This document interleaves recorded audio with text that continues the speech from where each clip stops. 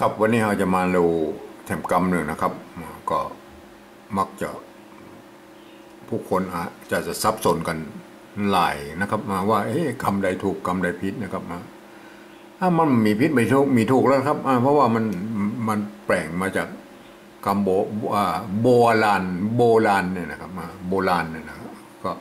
แปลงมาจากคำบาลีนะครับเอามาดูตัวแรกเลยนะครับโบราณ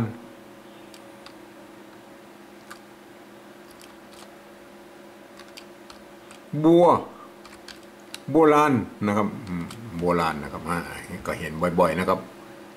เขียนกันแบบนี้ก็หันบ่อยๆนะครับโบราณนะครับโบโบโบราโบราณะโบราณะโบราณะโบราณเขียนตรงๆเลยนะครับกายเขียนโบราณนะครับโบราณกับโบราณเนี่ยตรงๆเลยนะครับแล้วก็โบ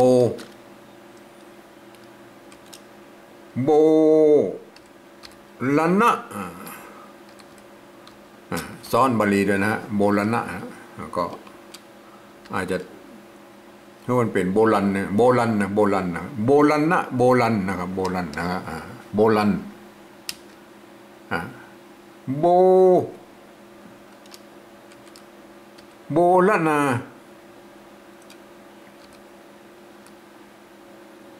โบราณโบราณนะครับก็หันกันหลายแบบนะครับหลายแบบก็สุดแล้วแต่จะเขียนนะครับใครจะเขียนแบบใดก็สุดแล้วแต่เพราะว่าเรามาดูเก้าเงาบาลีเพิ่นนะครับ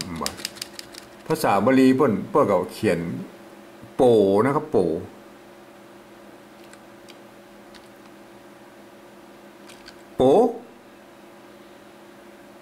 โปลาโปละนะโปละนังโปละโนนะครับเห็นไหมอันนี้คือซับลากเงาจากบาลีนะครับที่นี่มาแผงเป็นภาษาล้านนาแล้วครับเป็นโบราณโบราณโบราณโบราณาโบราณะก็สุดแล้วแต่นะครับใครจะเขียนไปได้ก็บ่ผิดนะครับเพราะว่ามันแปลงมาเป็นภาษาภาษาเจ้าบ้านแล้วนะครับภาษาเจ้าบ้านนะครับก็เฮามาดูก็ลากเงาของภาษาบาลีเพิ่นก็โปละนะครับครับก็คงท่านคงจะเข้าใจกันนะครับ